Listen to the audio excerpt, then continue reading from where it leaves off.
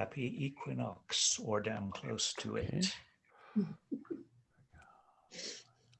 I'm officially swapping I have two masks, one of which is a holiday one. Now that one's gonna be on the inside. We've moved to spring in the most pandemic way possible. I busted out my spring mask today too. It felt very symbolic. Is it floral? It is, yeah, how'd you know? Aren't flowers what mark spring? I went yesterday to a wedding and I thought, oh, I need to have an appropriate mask for a wedding. So I got like this fancy lace mask with little pearls on it. And apparently I was like the best masked person there. Like, Nice. and people were just wearing any kind of old mask, dressed up and then have like a sports mask or something on. I was like, details. Mask fashion tips. Good content. Yeah. So are we ready to do the countdown? Sure. Okay. 1,000. Hold on, I Okay. was typing something in the chat in my.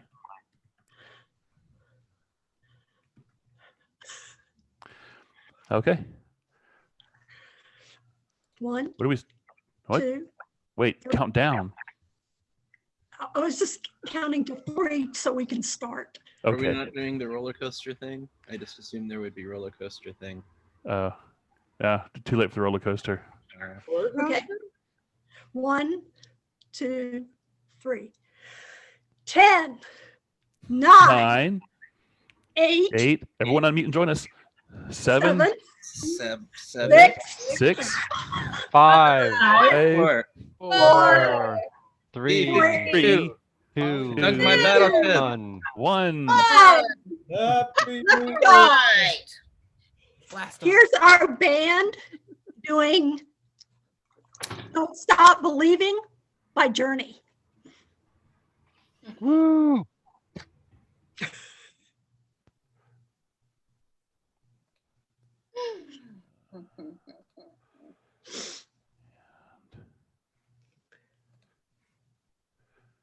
Make sure that I'm sharing sound.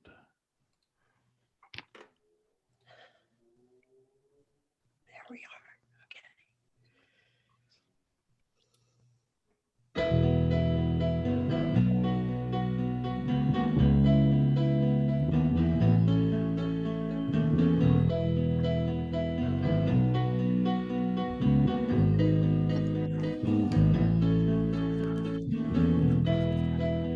Just a small town girl living in a lonely world. She took the midnight train going anywhere. Just a city boy born and raised in South Detroit. He took the midnight train going anywhere.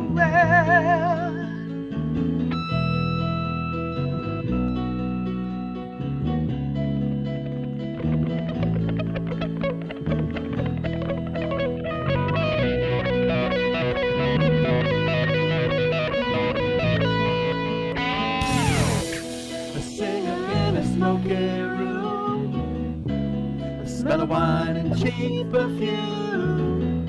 For a smile they can share the night. It goes on and on and on and on. Strangers waiting up and down the boulevard. Their shadows searching in the night.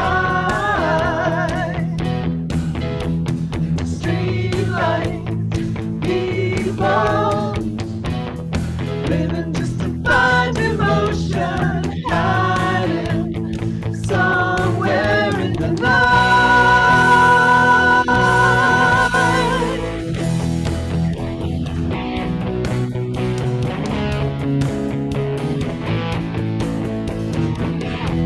working hard to get my fill.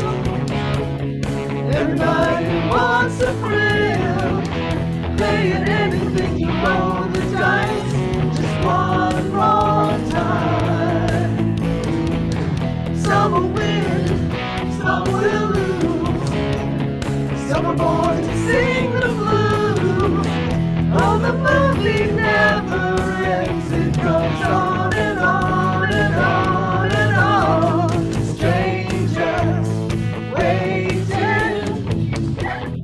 up and down the boulevard, their shadows touching in the night. Streetlights, people living just to find emotion, hiding somewhere in the night.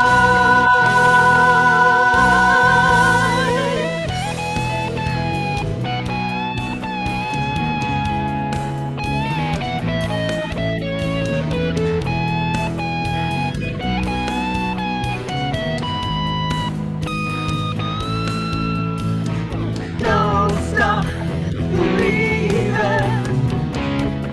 Hold on to that feeling. Streetlight people.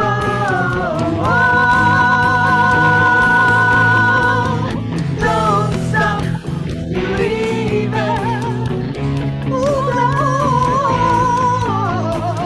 Streetlight people. Don't stop believing.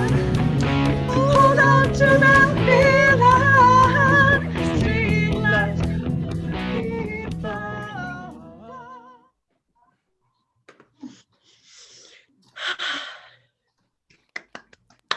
Thank you, everyone.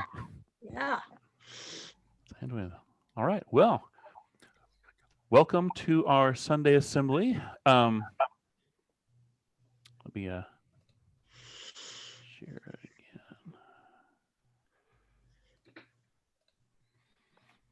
Welcome to Sunday Assembly Atlanta. Our theme this month is possibilities. Sunday Assembly, if this is your first time here or want to know who we are a secular community without deity, dogma, or doctrine. Our motto is to live better, help often, and wonder more. My name is Jared. Me and Anna, who spoke earlier, will be your MCs for the evening. And let me see, we're going to go past that. Glad everyone is here, and we're going to go right into a reading. Normally, I would introduce a person doing the reading, but I'll be doing it. So I will set the scene here. We are setting. Oh no, we are currently celebrating Women's History Month. This also happens to be the time of the Atlanta Science Festival going on right now, and we will have a speaker in a little bit talking about the achievements of women in spaceflight and science. So I felt it was only appropriate that for our reading, I deep dive into one of our most important women in science fiction, Ursula Le Guin. Let me. I'll be. I'm not sure. Someone is not muted, and I'm getting feedback of myself in my ears, making me hard to speak. I don't know if let me see if I can. Jared, you can carry on. I'll find it. Okay. All right. Thank you. Anyway, the book I'll be reading from is The Left Hand of Darkness, which is one of her best science fiction novels, is also considered a foundational feminist novel because Ursula Le Guin dared to imagine a genderless society without any of the restrictions genders imposes on everyone in our current society, how it's structured. So it was really groundbreaking for 1969. The part I'm going to be, it's is told from the point of view of someone who is an emissary to this world where the people have no gender, and he's exploring. In this one scene, he's going to speak to the priests of one of the religions on the planet. And just to quote here from the book, it's a religion without institution, without priests, without hierarchy, without vows, without creed. I'm still unable to say whether it has a god or not. I don't know if that sounds familiar to anyone's situation. To be right now. But our theme this week is possibilities, and possibilities come with uncertainty. So this is what the sage that our character goes speak to has to say about the unknown. He says, the unknown, the unforetold, the unproven, that is what life is based on. Ignorance is the ground of thought. Unproof is the ground of action. If it were proven that there is no God, there would be no religion. But also, if it were proven that there is a God, there would be no religion. Tell me, what is sure, predictable, inevitable, the one certain thing you know concerning your future and mine? That we shall die. So there's really only one question that can be answered, and we already know the answer. The only thing that makes life possible is permanent, intolerable uncertainty, not knowing what comes next. So, all right, we're going to go from that talk about unknowing and uncertainty to go into our icebreaker. This is just where we're going to break everyone into groups and we can talk and discuss a topic and see everyone's thoughts. And we have a topic this month. Let me share that. We want you to imagine, it's called Solving the Impossible. Imagine a future in which humanity does not succumb to climate change. I'm not asking you to solve the problem of climate change. I understand people are working on that and some people are not. But what differences do you think there would be in the culture, technology, or policy spaces compared to what we have today in a future where we get past this filter of climate change? So let's take a minute to think about that. And we're going to break into groups of like 4 or 5 people to chat about this. And we'll give it about 5 minutes to chat and we'll all come back here. So let me see. I guess I'm going to try to assign the breakout rooms here real quick. How many people do we have? I'm going to make 4 rooms. Usually you can make it so that you decide how many people in each room you want to do. Okay. Well, let me.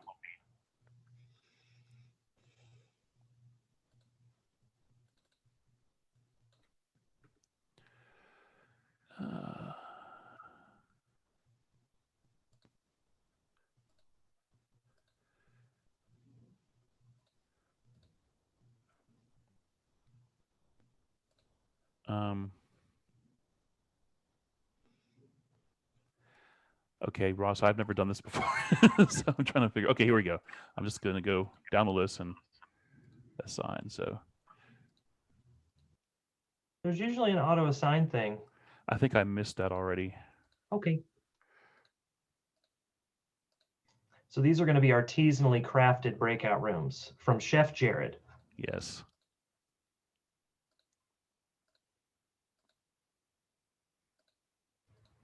I hope I get a good one. No promises. Me too, Tim.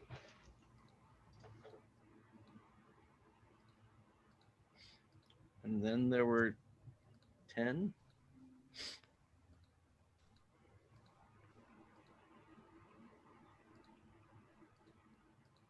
I think we got the good one.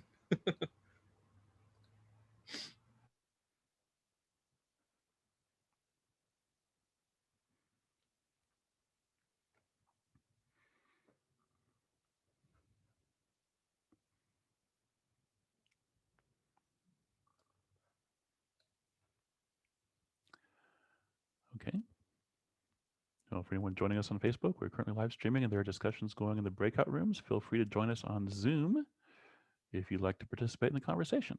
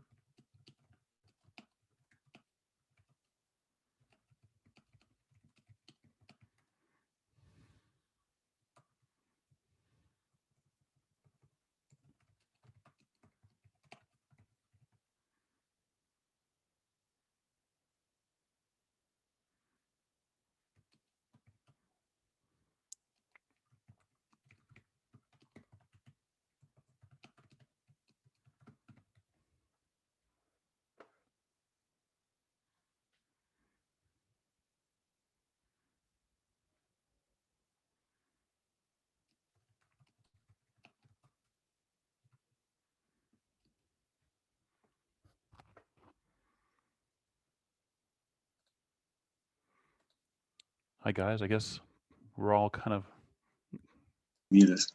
Yeah, we hit leave just as we were all saying goodbye to everybody. So they've got like great topic. Yeah.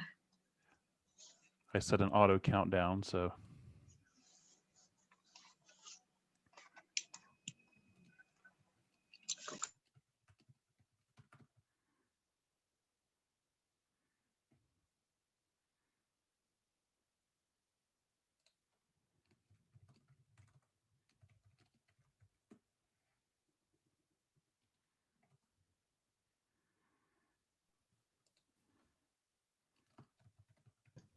Some of our group left before the full 1 minute countdown, and I guess I don't know if that reflects on how our group went.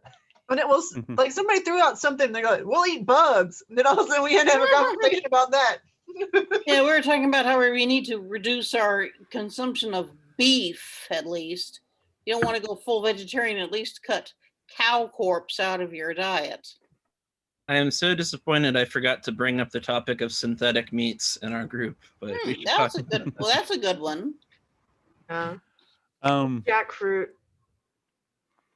I guess well, yeah, let's all, if anyone wants to bring up something in particular they came up with in their group about how you envision the future as it's coming down the road at us.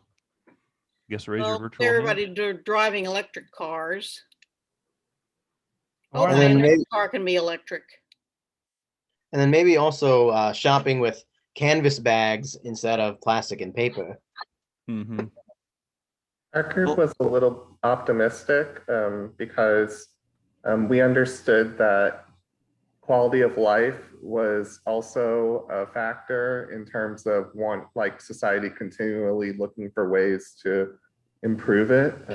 And even though climate change may not be in the picture in this scenario, we still saw a desire for a reduction in pollution and plastic use and waste and things like that. So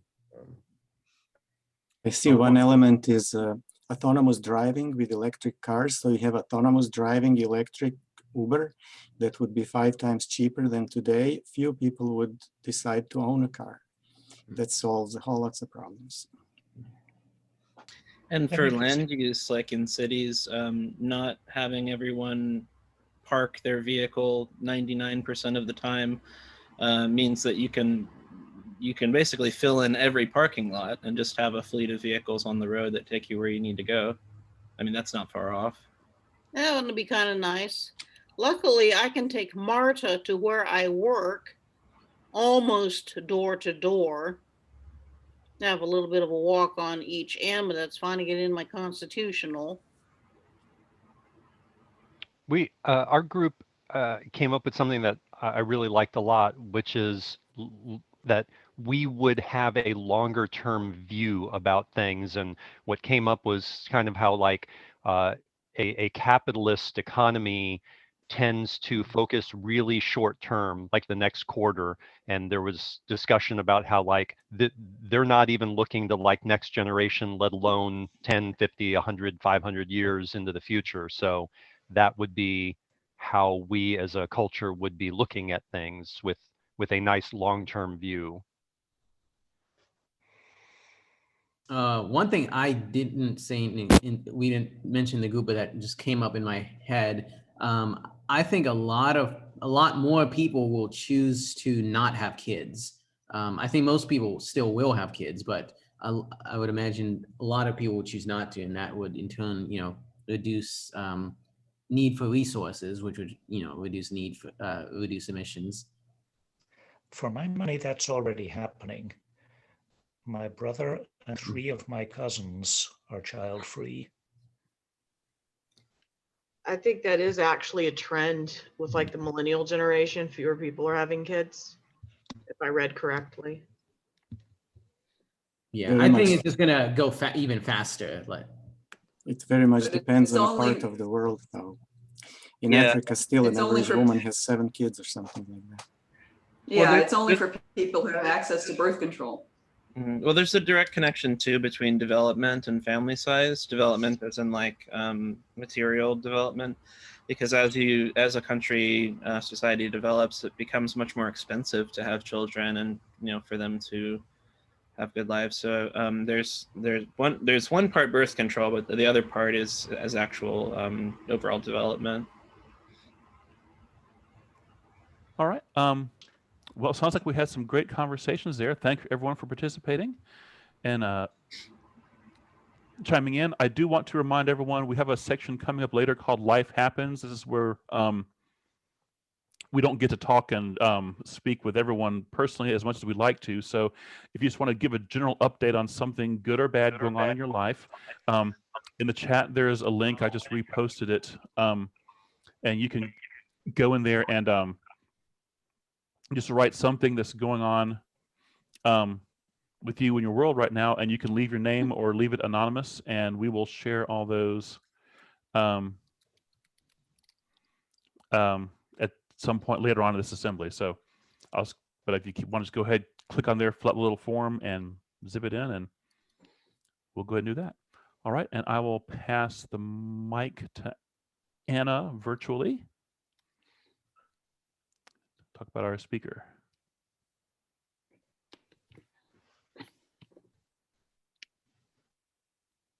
Which you're muted. Let me.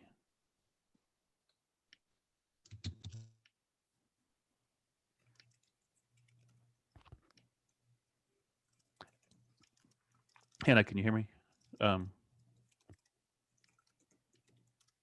Okay. I'd like to welcome Sara Miller as our speaker. She is an aeronautical engineer at Georgia Tech, and she has done several rotations at NASA.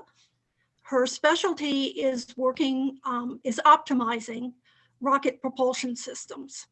So she's going to talk about her work and also the history of women's accomplishments and contributions in space exploration. So please welcome Sara Miller. Thank you, everyone. I'm really excited to be here. This is my first assembly, and I've been really looking forward to it. And today, I'm going to talk to you about really the women who have made it possible for me to do what I'm doing as an aerospace engineer and as a planetary scientist. So fortunately, this talk should be a lot more interesting than just what I'm doing for my research. And these women, it was really hard to choose because there are so many that have made really amazing contributions, but these are the ones that have most impacted me in terms of dramatically changing my understanding of our universe and really what's possible for women. So next slide, please. So starting off with hopefully the familiar, if you've seen the movie Hidden Figures, this is Katherine Johnson. She was a mathematician. NASA called them computers at the time. And she was extremely talented at what she did in helping land men on the moon in the Apollo program. And not only as a woman, but as a Black woman, she was breaking both gender and race barriers, which is really amazing. And I want to highlight a couple of things that were not really discussed in the movies, or pardon me, in the movie. And one was that she attributes a lot of her success to a mentor that she had in graduate school. She had a math professor who was interestingly the third Black man to get a PhD in math. So that's pretty cool. And he really encouraged her. Oftentimes when she said, "This is it, I've had enough," he was the one that told her, "No, keep going." And so I think it's just such an amazing lesson about really the power of mentorship. Sometimes it's just one person that really needs to tell you to keep going. And she did, and she made amazing contributions. She passed away around this time last year. So she had a really long life. And a lot of amazing contributions. And she actually, I think another interesting thing to highlight about Katherine Johnson is that she dropped out of graduate school to start a family. And before your mind jumps to the stereotype of women at the time and maybe pressures from her husband or her family to do that, it was really a decision of her own. And her family came back and supported her, her husband and her kids. They all moved to Virginia to support her career at NASA Langley. So I think she just was really powerful as a woman, being able to choose what she wanted and go after it and to do it. So next slide, please. And I love this image because it really highlights her specific contribution, which is the mathematics. And I know that calculus is not as like sexy or cool as like engine hot fire tests or like moonwalks, but it's so fundamental and really, really critical to so much of what we've accomplished in space exploration and really in science in general. And so she was so talented at this. And fortunately, we were able to utilize her talent during her lifetime. So next slide, please. So a name that you may not be as familiar with is Dr. Nancy Roman, and she was really incredible. She was the first female executive at NASA, and she's known as the mother of Hubble. So I hope many of you have seen images of the Hubble Space Telescope. They're some of the most well-known images of outer space. And the credit really goes to Nancy Roman and many, many others, but she is really the executive that brought Hubble from idea to reality. And I love this quote from her. She says, "I was told from the beginning that a woman could not be an astronomer." And she proved it to whoever said that they were incorrect. She was amazing, and she became a great advocate for women in STEM. And she attributes in interviews a lot of her success to her mom. She said that her mom was always really her encourager, and that from a very young age, they would take walks and look up at the night sky and wonder what's out there. And she overcame a lot of barriers, and still to this day, unfortunately, there's an enormous gender gap at the executive level at NASA. It's something that I've experienced. To date, I've had many supervisors at NASA. None of them have been female, but fingers crossed, it opens someday. And so this is still an issue, but she pushed her way to the top level and made amazing impacts. So next slide, please. Just in case any of you haven't seen images of Hubble, and it's impossible to talk about Nancy Roman without including some of the images.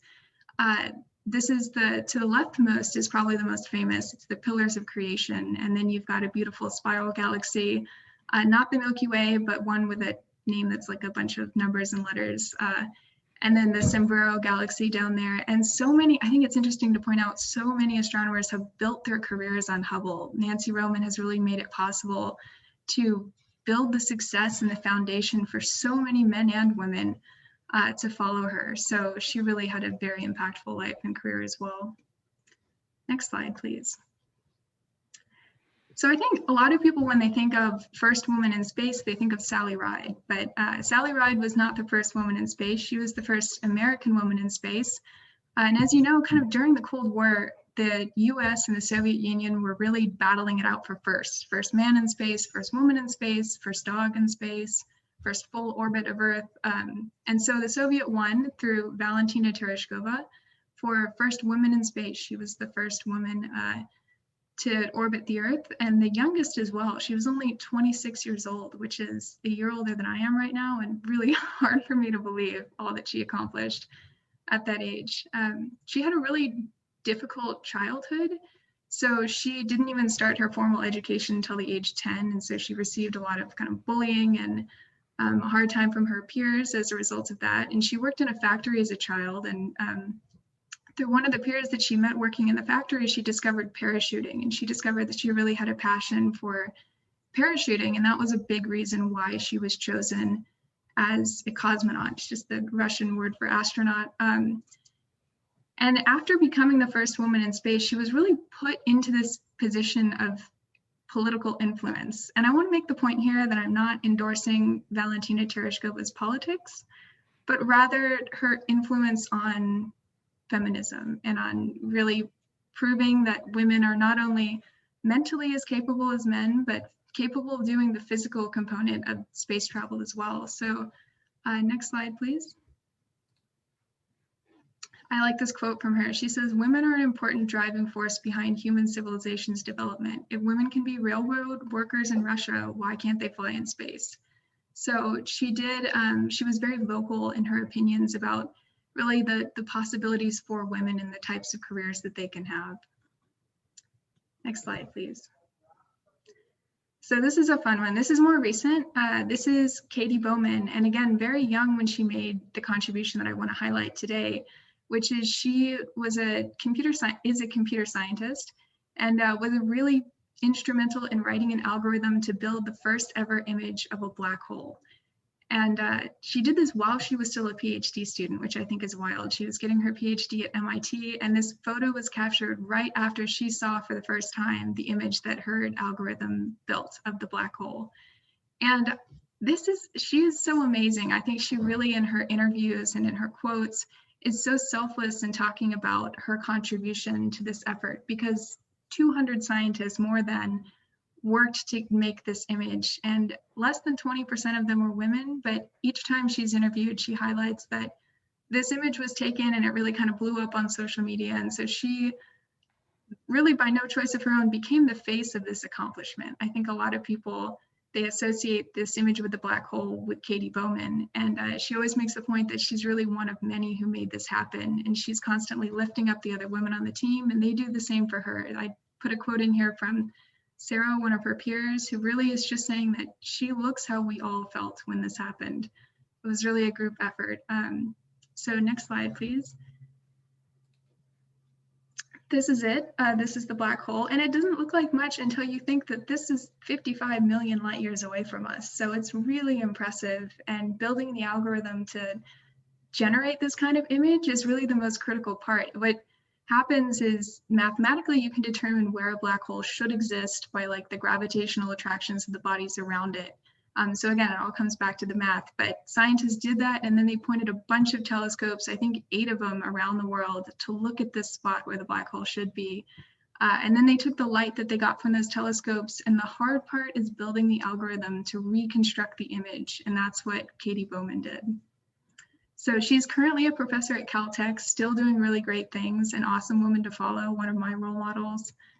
And but we'll move on because we've got some more women to get through.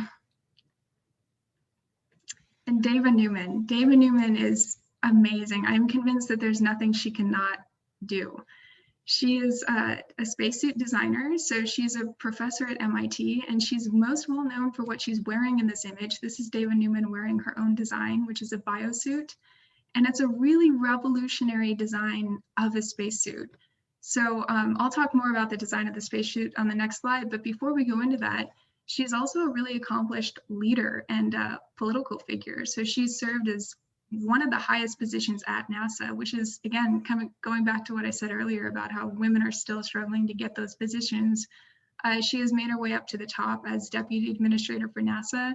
And she's also a space policy analyst. And she really makes the point that, you know, your technology is only as capable as the policies allow it to be. And so she works really hard with Congress to make space exploration happen. And but on the next slide, this is kind of fun stuff, as her work as an engineer. Traditional spacesuits, so if you think back to kind of like the Mercury astronaut tin suits and even like the Michelin Man style white marshmallow type suits, they all rely on like mechanical strength to move in the suits, to move your limbs. And Dava Newman said that that is kind of fundamentally encouraging the advantage that men have of like stronger physical strength, because it takes a lot of strength in space to move around in those spacesuits. And so her design uses a really cool bioweave in the fabric, and it's actually compressing the skin with the fabric as opposed to a layer of air between the suit and your skin. So it's really wild. It doesn't look like any other spacesuit you've probably ever seen. And it's an exciting development in space technology. Okay, next slide, please. So I didn't want to end this talk without sharing a little bit about what I do, because I spend all day, most days on it, and I think it's really cool. But I hope to make my contribution in space exploration with this technology called electric propulsion. So electric propulsion is a highly efficient means of traveling in space, where instead of carrying a bunch of fuel with you, where eventually that would run out because no gas stations in space, you're instead using solar panels to collect light, not just from the sun, but from other bodies that emit and reflect light, and use kind of an ionic collision process. So just generating your own electricity and traveling space that way. So it's really exciting. This is my setup. That like pink glowy thing is my own plasma. I'm very proud. And the other images are not mine, but something that it could be used for. And the image all the way to the right, I've recently started working more in the planetary science realm, and I'm very interested in one of Jupiter's moons called Europa. And the cool thing about Europa, one of them, is that there's actually a global ocean underneath an ice shell. And if we can get there, I think that could be an enormous leap forward in understanding other ocean worlds beyond Earth and whether they could harbor life and what that means for astrobiology. So exciting things, but next slide. I also love speaking about space and technology and my work. And so I often, my favorite are kids. I love to visit schools, summer camps, libraries, give talks about space travel and space exploration because mentorship has played such a huge role in my own kind of career path and educational journey. And I really hope to have some level of impact on the next generations. So here are some of my mentors. That's kind of in the white sweater, that's Leah. She's an engineer at NASA and she works on Venus. She's amazingly capable. And that's Angela in the green shirt. She's also a propulsion engineer at NASA. And these are a few talks that I've given and absolutely love doing each time. Next slide, please. So I thought I'd leave some time at the end for questions or just thoughts, you know, discussion about mentorship, things you may have noticed about these women or others that you know of. Thank you. Thank you for coming, sharing with us. Yeah, we certainly have time for some questions. Everyone out there, if you want to just unmute and ask a question, or if you want to put it in the chat and I'll read it, whatever you're comfortable with. How would you get through that thick layer of ice to reach the water? Oh, that's like a whole engineering problem in and of itself. That's not my problem, fortunately. But the idea is to build an ice drill and then a submarine to go and explore under the ice. And so at Georgia Tech, my advisor has another PhD student, Justin, who actually goes and does field work in Antarctica. And he brings along this little, it's yellow, so I call it the little yellow submarine, but he brings along this little robot called Ice Fin, and it has a huge drill that drills into the ice on the Ross Ice Shelf in Antarctica and swims around down there and gets data. And so the idea is to build something like that for Europa. But the challenge is that the ice at Europa is so much thicker than the ice at Antarctica. And you have like a host of other things to consider. But this robot and his field work is really cool. It's all remote piloted, and we're trying to incorporate some artificial intelligence just because the communication lag time is going to be really significant at Jupiter. But yeah, getting underneath the ices will be a struggle. But the thought is, you know, from images of Europa, we see that it has salt deposits on its surface. And we see these plumes, which means that this ocean under the ice is dynamically active and it's salty liquid water. So we're really excited. I mean, I think there's a lot of pressure for NASA to go there and to actually get under the ice just to see what's there. Thank you.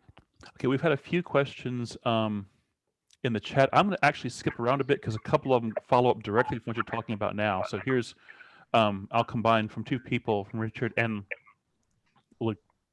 Lisa. Oh, Richard asked, is it planned to land on ice with a hot exhaust? That sounds tricky. And Lisa's asking about your propulsion system versus nuclear fuel system.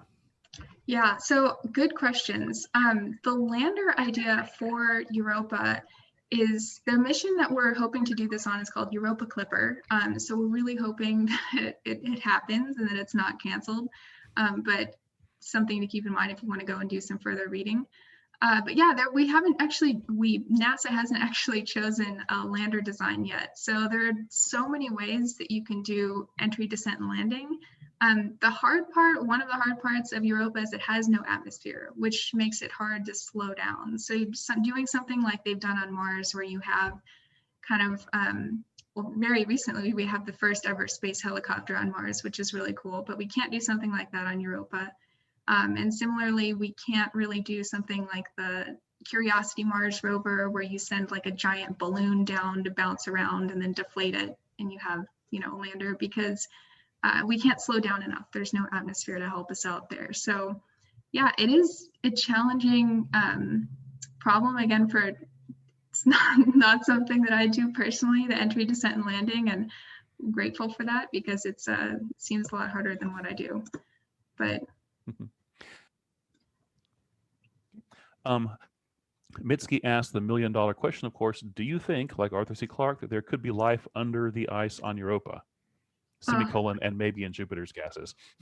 So this is like such a hot topic, and I have a very open mind. I would like to think that we can find biological life at Europa. I think the conditions could be sufficient for life, and astrobiology is a really incredibly interesting field in terms of defining really what is life if we find it, and what are biosignatures, and so how can we find it and how can we look for it? Because these space missions, sending something as far as Jupiter and Jupiter's moons like Europa is really, really expensive. So you have to be very selective with which instruments you send.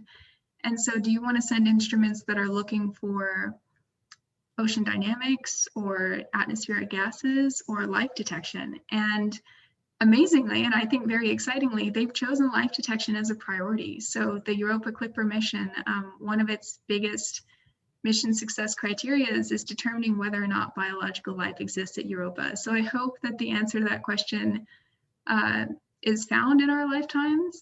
But yeah, I'm hopeful, I'm open-minded. Adam and Paulina ask, what can we do to further inspire our daughters to pursue a career like yours? I had the best parents who dragged me to every Air and Space Museum in every city we went to because that was like my favorite thing. But yeah, I think just being the person that tells them you can. I so often kind of, maybe I'm a natural pessimist, but I'm the one who says I can't, and I rely on the kind of the really strong community of supporters that I have to tell me, no, you can try. And it's really amazing to think how many people have served in that role. So just being that for your daughters or women in your community, men and women, like just being that encouraging voice, I think is so critical. And also I got to go to like space camp as a kid. And so that was very exciting. And like, again, every Air and Space Museum, I had a lot of exposure to really exciting space history and engineers.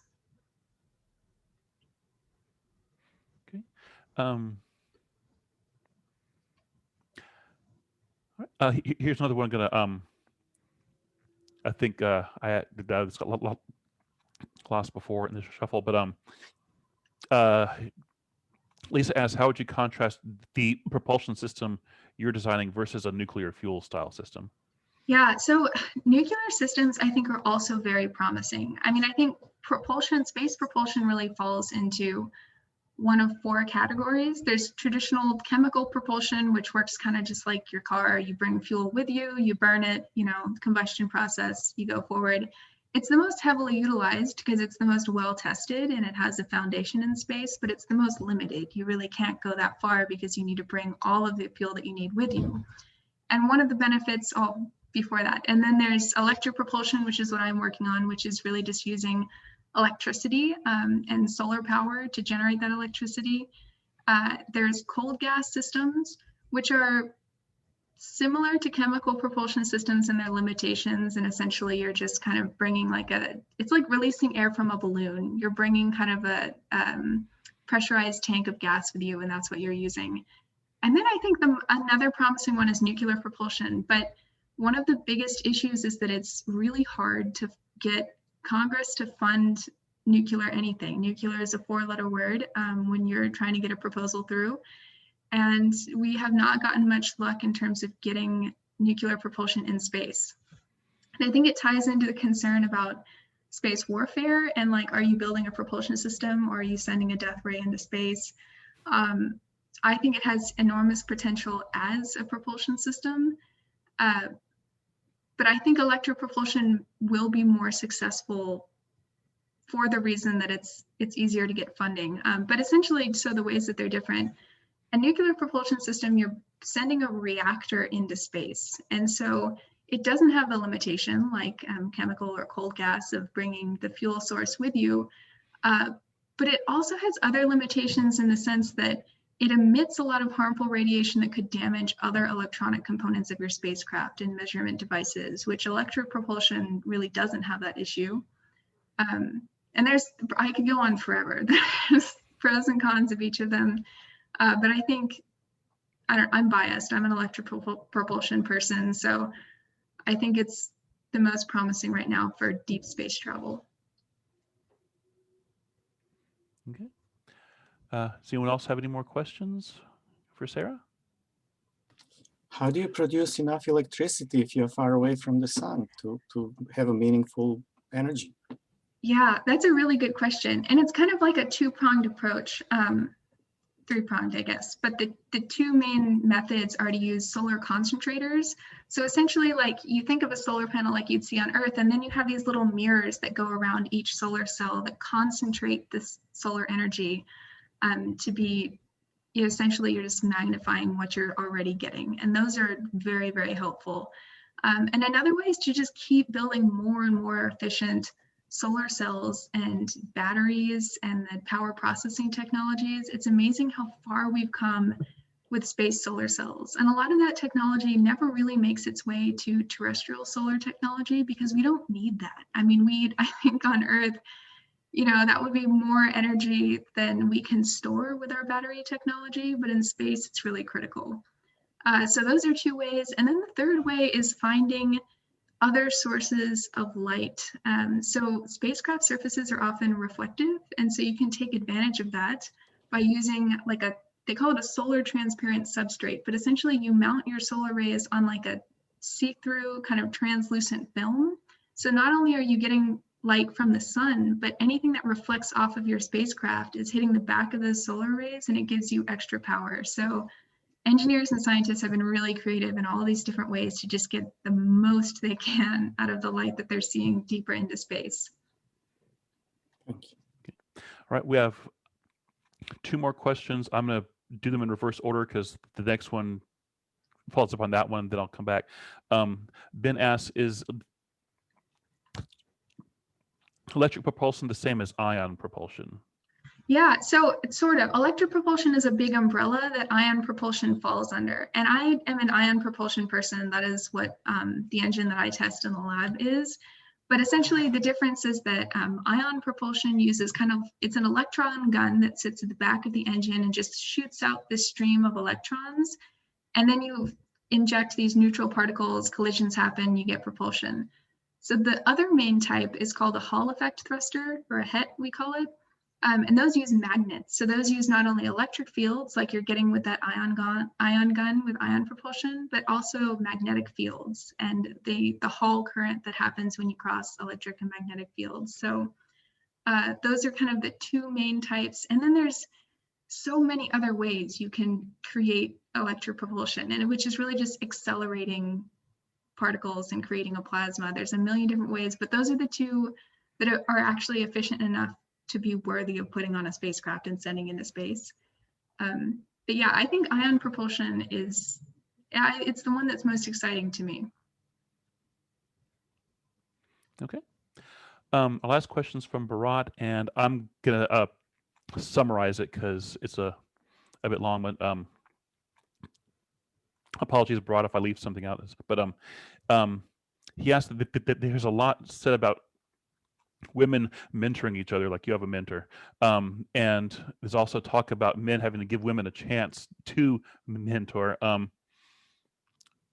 But he says we don't hear much about women mentoring men, and his question is, would women scientists mentoring men into scientific fields further elevate women's status, or would it simply further the advancement of men over women? That's a really interesting question. Yeah, I think we both, men and women, play equal roles in creating equality. And so I think, for me, when I think about it, if women have a really critical role in mentoring men, then those men develop and grow in their careers to really respect and appreciate women. And that's kind of like this domino effect that benefits other women and men down the line. So I think really just mentorship is important, and kind of being blind as to whether you're mentoring a man, a woman, cultivating that kind of sense of equality in the sense that it could be either gender that, you know, makes the next big breakthrough, but they should both have a chance and a seat at the table and a voice to make it happen. But yeah, it's a really good question. Well, thank you so much for speaking with us tonight. It's been great hearing you talk about this. Lots of comments in the chat here, so people are talking back and forth. So I think a lot of people have been really interested in this topic, and been great to have you with us, Sarah. Thank you so much. Yeah, I really enjoyed this. Thank you, everyone. Okay, I will pass the baton back to Anna, I believe.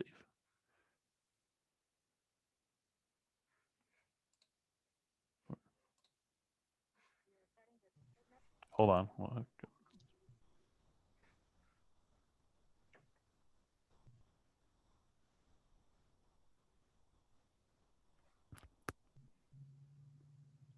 I believe I'm unmuted, so.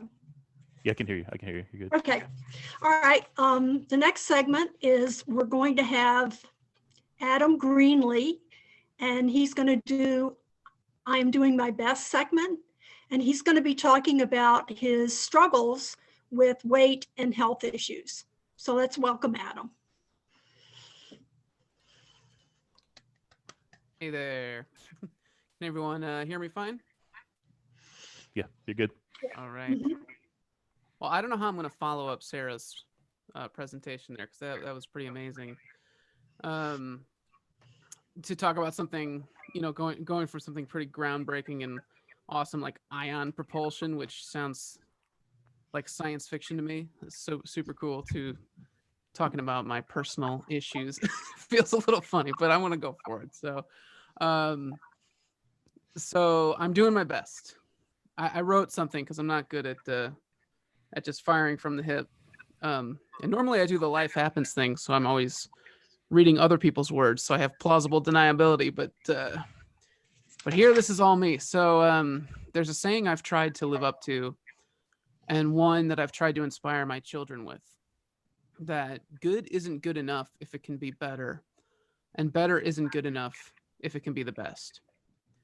A few weeks ago, when I offered to do the I'm Doing My Best segment of the assembly, I thought that it would be a good way to hold myself accountable to that saying, since accountability is something that has always been very much needed for me when trying to lose weight, which is my topic for today. A little background from me on this subject. Trying to lose weight has been a constant struggle and issue for me ever since the 5th grade.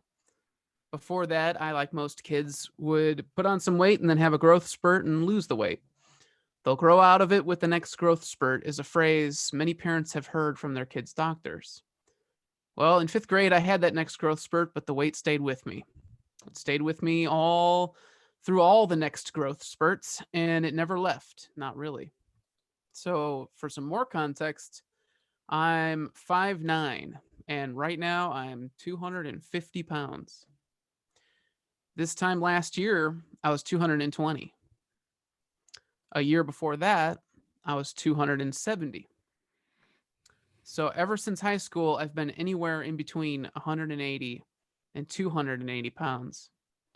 It's one thing to be overweight, but it's another thing to be a yo-yo. Thinking this time I've got it when the scales are going down, only to face the depressing defeat that comes when the scales start to go back up. A cycle of making changes and working hard, and then being seduced by your own improved self-esteem, to being lulled into inaction by your success, and then ending with the feeling of failure and self-loathing, and then back around again. Right now, I'm somewhere in between the last step, failure, and my next time around to the first step again, working hard. I've lost count how many times around I've been, but I guess this is probably my 8th time. And every time it gets harder and harder to not give up, to pick up the pieces again, knowing that successfully losing weight will probably never stick. Why keep trying when I know it just ends in failure? Why keep building up my self-image so that it'll just fall again. This was my mindset until a few weeks ago. That is until Josh passed away. Josh was my coworker. He worked with me at the game studio that I work at.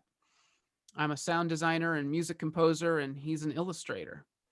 And we worked on games together. Of all the people I work with, Josh was one of my favorites, and his wonderfully horrifyingly macabre art style always gave me a reason to leave the foam walls of my sound studio and visit his art station to talk about monsters and things. Unlike the aesthetics of his art, he was kind-hearted, gentle, and funny. He was also a father to 2 daughters like me. And like me, he was a big guy who probably dealt with weight issues his whole life like I did. Side note, unlike me, he was a Mormon, but we never even discussed religion or beliefs or any of that.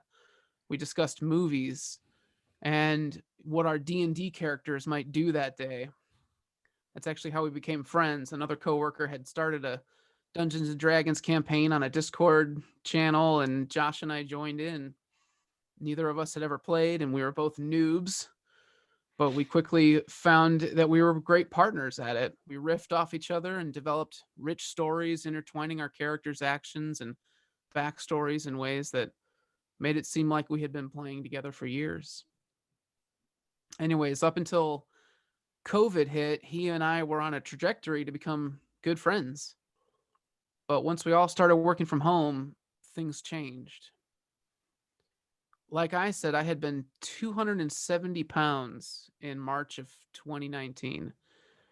And I had lost 50 pounds, the most I had ever lost inside of a year, by March 2020.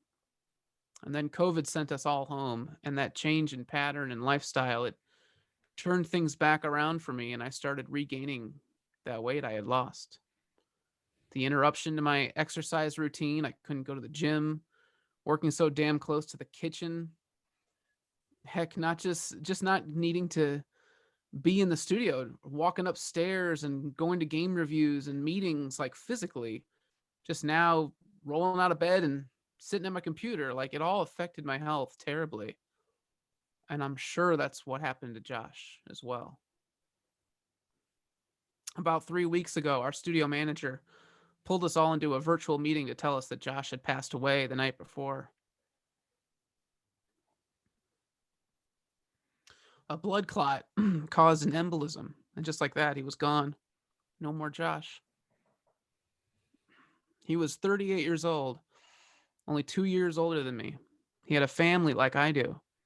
He had essentially the same type of job that I have. He had similar interests, similar taste buds, a similar routine, a similar sedentary lifestyle, and a similar weight issue. Grief is one thing, but grief mixed with fear is something I've never really felt before. And maybe this is what I need right now. Maybe the fear of a similar fate will push me to break the cycle of yo-yoing and remain consistent in good habits. Maybe fear will replace my excuses, my need for others in my life to share in my effort. Maybe the motivation from fear will be greater than the motivation I seek from those around me. Maybe my fear will help break my desire to fulfill this hitherto axiomatic phrase, good enough isn't good enough if it can be better, and better isn't good enough if it can be the best. This phrase has power, but it can lead to disappointment when you're not living up to it. But at least I'm living, right? Good might not be good enough, but it's better than dead. I volunteered for this I'm doing my best segment when I was actually feeling quite low. I had gained 30 pounds in 2020, more than half of what I had lost in 2019. I was not ready to take on the challenge of reversing the trend for like the 8th time in my life until Josh passed away. His death moved me to volunteer to discuss this issue before I had even started to address the problem. In other words, I certainly wasn't doing my best when I took on this task. but merely taking on the task has helped me prepare to hold myself accountable again, and at least begin to make the steps I know I need to make. One of those steps was the big psychological step of stepping on a scale and facing my problems. And like I said, I'm now 250 pounds. Not my best weight by a long shot. Not my worst, though, so that's something. And I'm beginning to feel motivated to turn this around again. I'm not sure how long the fear of death will push me in the right direction, but I'd like to try to use it to its fullest extent. I'd like to let it give me the momentum and perspective in the face of temptations that are seemingly always around me. And I'll try to let it continually move my efforts from good to better and best once again. Thanks. Thank you, Adam. Thanks for sharing that with us. Okay, we are going to pause for a moment and enjoy a section of the program we call the Moment of Awe. In this particular one, we will be watching the landing of the Perseverance rover.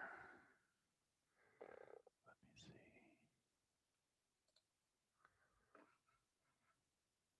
I can share that from my screen.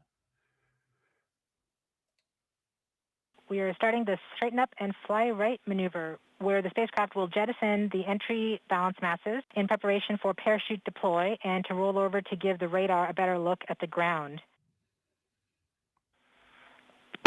Indicate chute deploy. The navigation has confirmed that the parachute has deployed, and we are seeing significant deceleration in the velocity. Our current velocity is 440 meters per second at an altitude of about 12 kilometers from the surface of Mars. Heat shield set. Perseverance has now slowed to subsonic speeds, and the heat shield has been separated. This allows both the radar and the cameras to get their first look at the surface. Current velocity is 145 meters per second at an altitude of about 9.5 kilometers above the surface.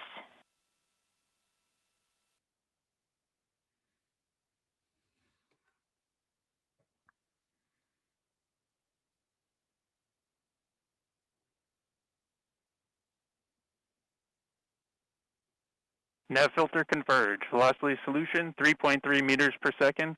Altitude 7.4 kilometers. Now has radar lock on the ground. Current velocity is about 100 meters per second, 6.6 kilometers above the surface of Mars.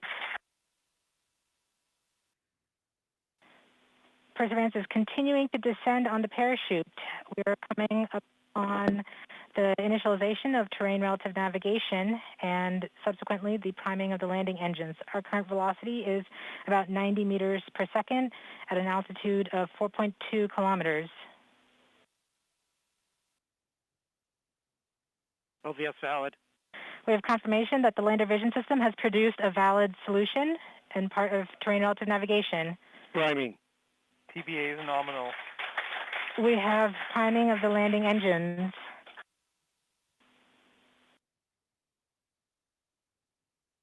Back shell set. Current velocity is 83 meters per second at about 2.6 kilometers from the surface of Mars. We have confirmation that the back shell has separated. We are currently performing the divert maneuver. Current velocity is about 75 meters per second at an altitude of about a kilometer off the surface of Mars. Here in safety Bravo. We have completed our terrain relative navigation. Current speed is about 30 meters per second, altitude of about 300 meters off the surface of Mars. We have started our constant velocity accordion, which means we are conducting the sky crane, about to conduct the sky crane maneuver. Sky crane maneuver has started, about 20 meters off the surface.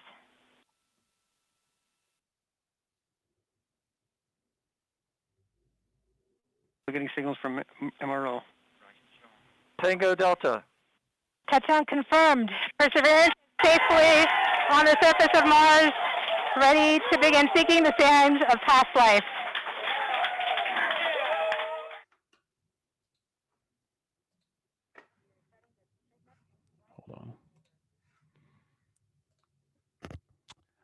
That was amazing. All I can say is take that 2020.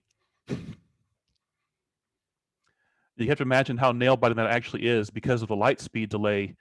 Even at NASA control, they're watching that in the past, and if anything were to like start to go wrong, there'd be nothing they could do but just so. All right, is now time for us to see what's been going on with everybody in the room. So I'm going to pass the baton to Ben for Life Happens. Yeah. Hey, all.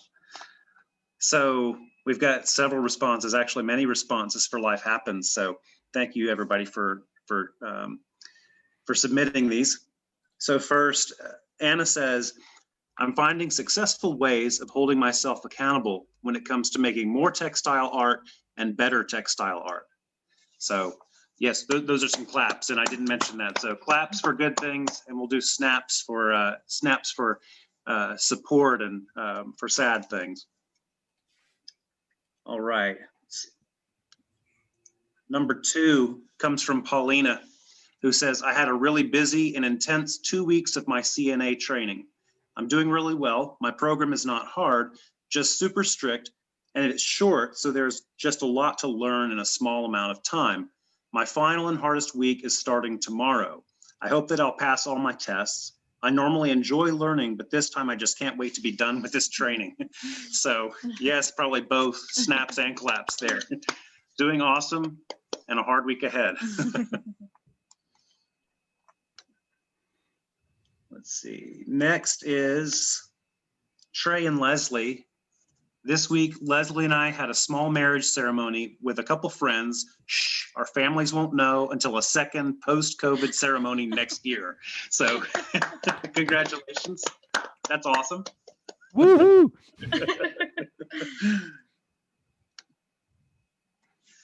Adam says, stimulus check arrived, so that was nice. Yeah. Great news.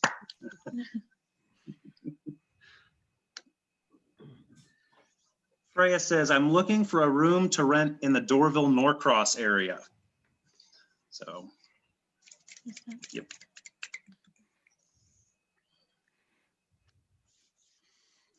Ross says, I organized a march of solidarity in the wake of the shootings this week. It was deeply impactful to create moments of reflection and sharing where otherwise there wasn't any.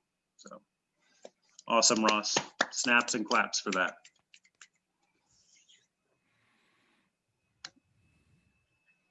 Sarah says, I'm absolutely loving the riot of spring flowers on my Zoom break walks around Atlanta. Yes, beautiful.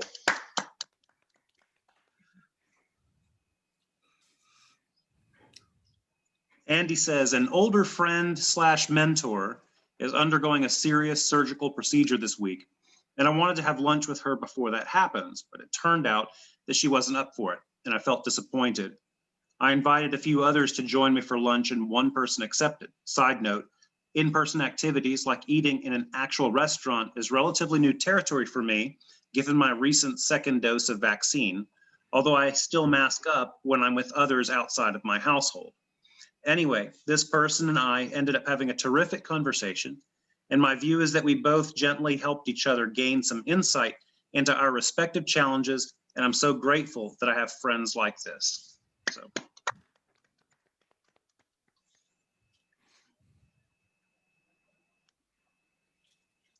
Brandon C. says, I ordered a soil test from UGA and took some samples of my lawn last weekend to figure out why some plants were dying one after the other. It turns out that my soil is deficient in a few nutrients. Hopefully, with the suggestions they sent back to me, I can get my soil in shape and help what I have left to survive and thrive. I'm looking forward to this spring and summer to making a garden happier. Yes. Awesome.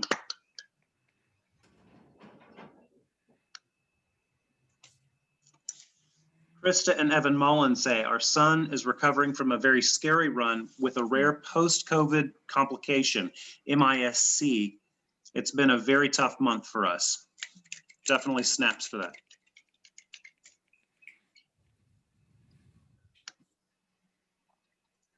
Anonymous, sorry for the long comment.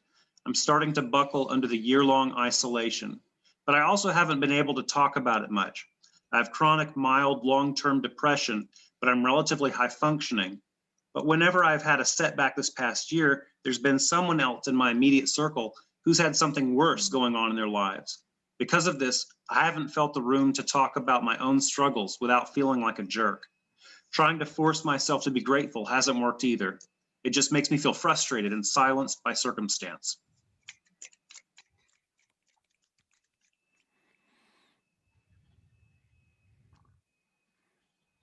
Jared says, I got my first COVID shot. So, awesome. Mike says, I've taken up growing lion's mane mushrooms as a hobby and have recently learned that camp will be open this summer. So I'm now thinking about the possibility of spending another summer in Maine. Awesome.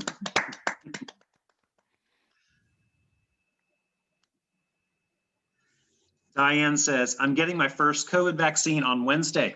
Great, fantastic.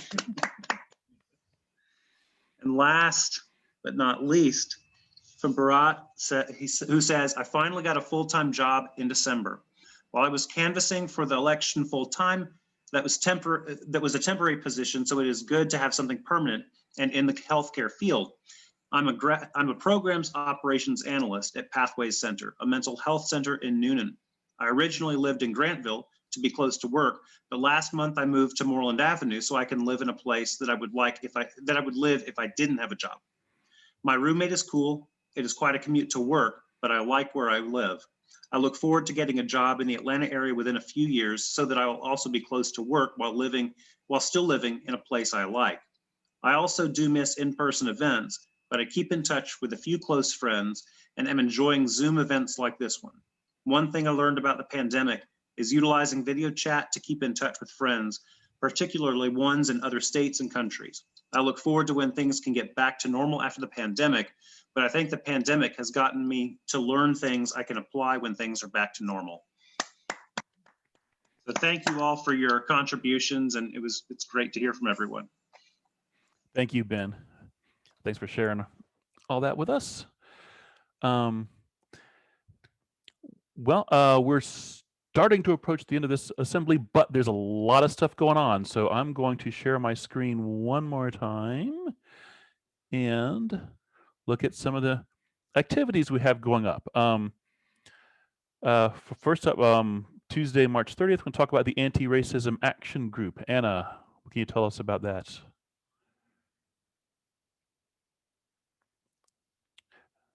And you're muted, so. Okay.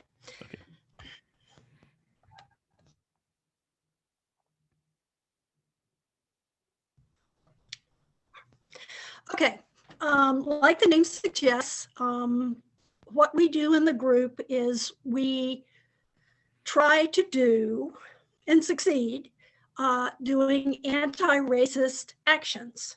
And that's things like reading books about anti-racism and sharing what we learn. And we are going to be doing some essays that will be published on Medium, which is exciting. Other times we'll be volunteering for things like, for groups like Black Lives Matter and Color of Change. Just all kinds of things that we can think of to do that move the needle toward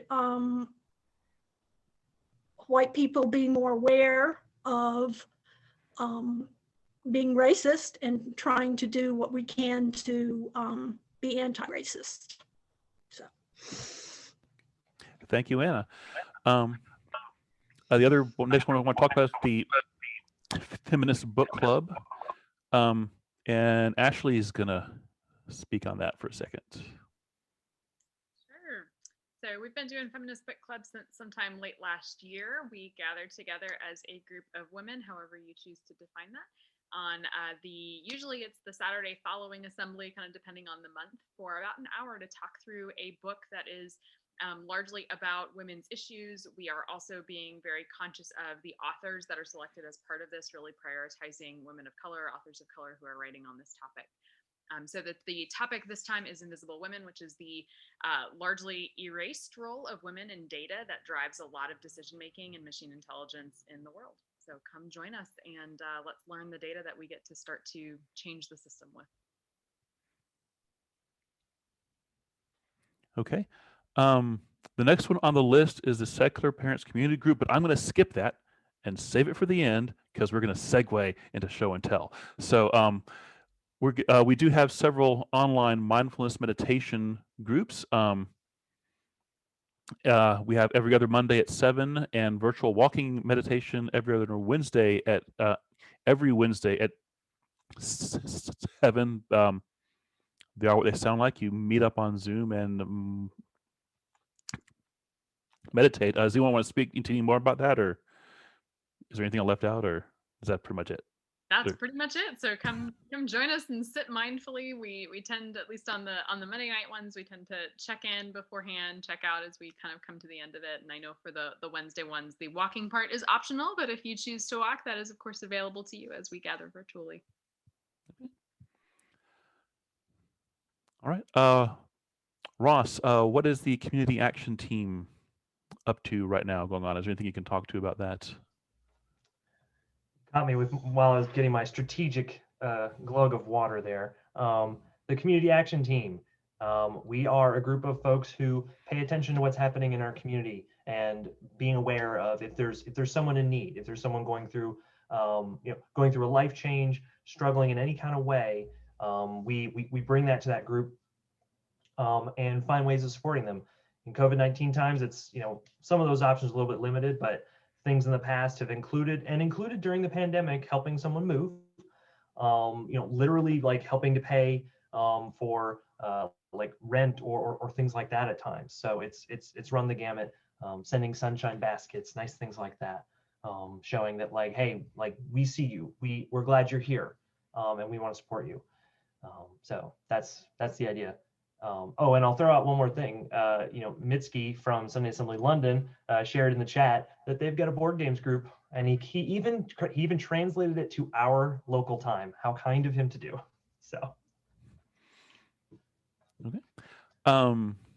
Coming up Friday, March 26th is Mixed Group Virtual Documentary Night. Now, Mixed Group, I believe, means it's not just a Sunday Assembly, but several other organizations are participating in a virtual documentary, watching the film She's So Beautiful She's Beautiful When She's Angry.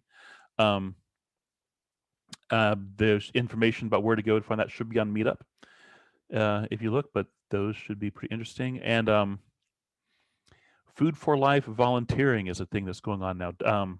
Diane, can you give us a sales pitch for that? Yeah. So what Food for Life does, it's a food bank, but it delivers food for people who are impacted by COVID, and they like maybe they're high risk and they have difficulty getting out to a food bank themselves. So they just can call up and have the food delivered to them.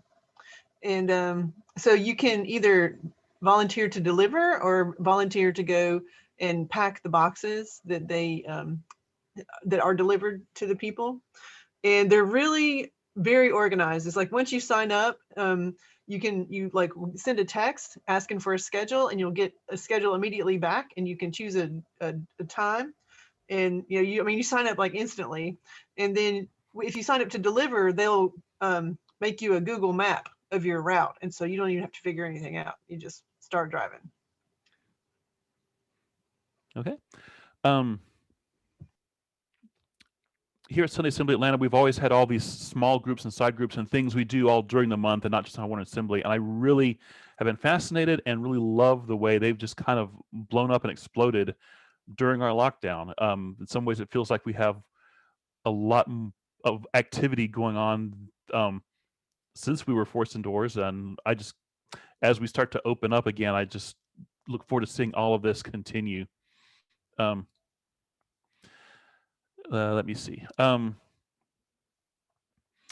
one of these, of course, is new, is the Secular Parents Group. Adam and Paulina, can you tell us about this group and the slides I'm looking at? Sure. So the Secular Parents Community Group is just a cool group we've started that puts us parents together in monthly meetings where we can discuss different topics, learn from each other, and talk about parenting through a secular lens. And so I invite anyone to come and join. It's definitely geared towards parents, and we talk about all things related. But yeah, we've got a meeting this Thursday at 8:00, and it's on Meetup and all that stuff. And we even have a Facebook page, the Secular Parents Community Group. So you can find us there.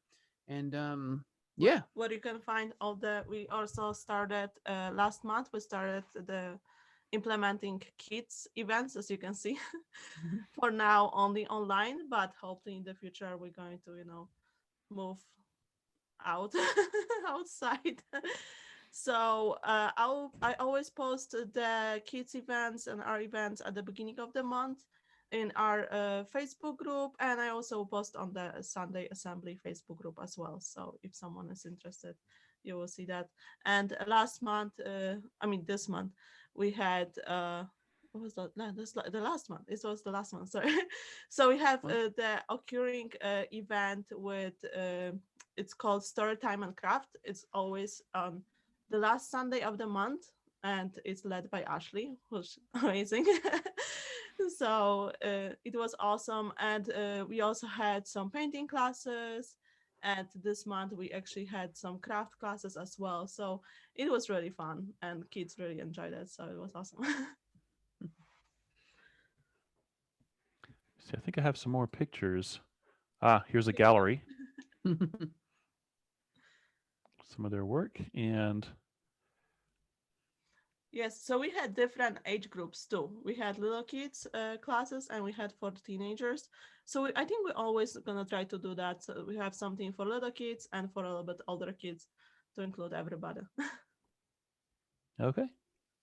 Thank you. Okay, now comes the part I do every month when I just want to make a quick little sales pitch and remind everyone that Sunday Assembly Atlanta is a 501c3. Even in lockdown, we as an organization have expenses and need help to keep our efforts rolling on from month to month to month. And if you want to donate to us, it's easy. You can go to our website, sundayassemblyatlanta.org/donate. And you'll have these options through PayPal, Venmo, and any other ways. You can set up recurring donations, which are great for us because it lets us know a regular income, or you can just give whatever you want. And anything and everything is greatly appreciated.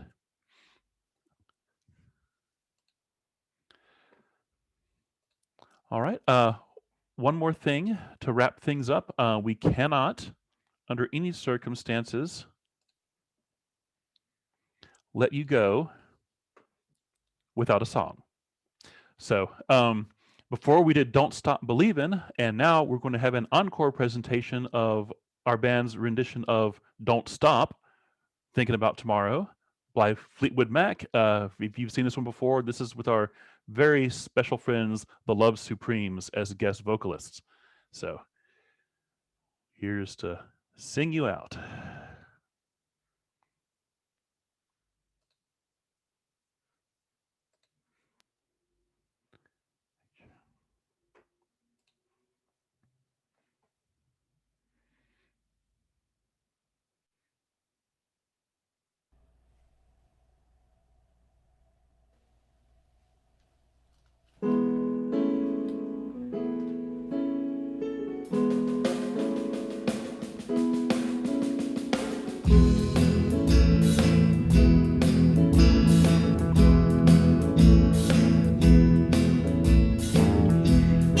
Wake up and don't wanna smile. If it takes just a little while, open your eyes and look at the day. You'll see things in a different way. Don't stop thinking about tomorrow. Don't stop, it'll soon be here. It'll be better than before. Yesterday's gone. Yesterday's gone.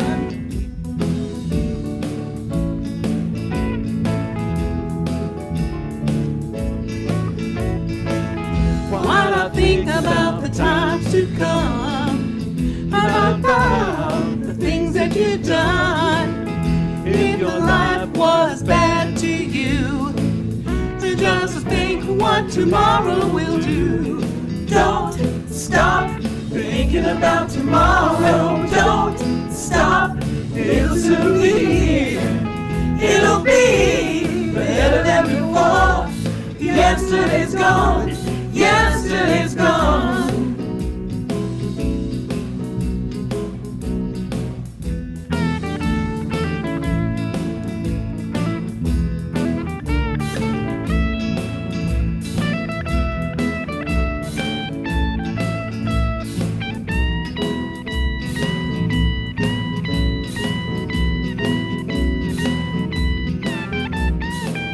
All I want is to see you smile.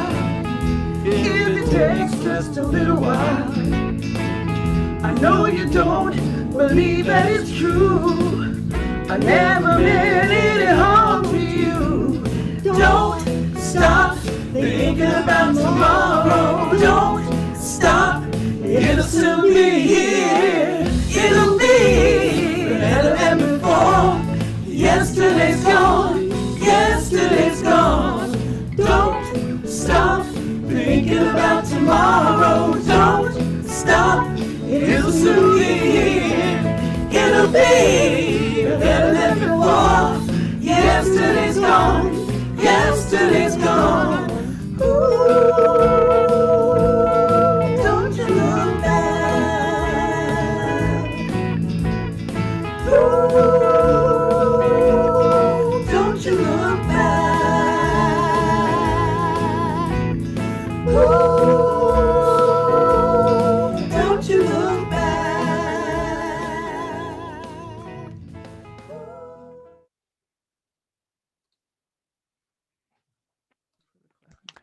Thank you, everyone, for coming out to Sunday Assembly Atlanta. We're going to keep the channel open. Everyone hang around, talk, chat, say hi to everyone, have our virtual potluck, and we'll see you next month.